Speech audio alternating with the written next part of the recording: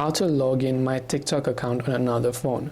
Now it doesn't matter which TikTok account you want to log in on which phone. You can log in your TikTok account to any phone as long as you have that phone, and of course as long as you have your information to log in, like your password and the verification methods that you have, like your email and phone number. For this, first of all, launch the TikTok app. By the way, you will be on the sign up screen. So to log in, you can see already have an account login option.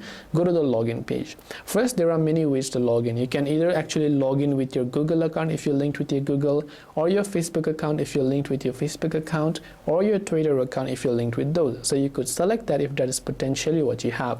But you can also go to use the phone, email, or username option here, and then you can actually use your phone number to log in, but you want to make sure you have access to this phone number so that you can put the verification code.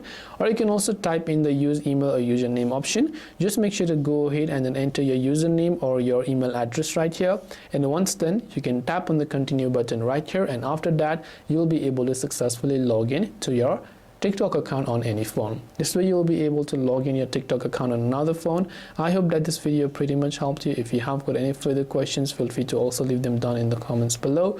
Thank you for watching till the very end of this tutorial, and see you in the next video.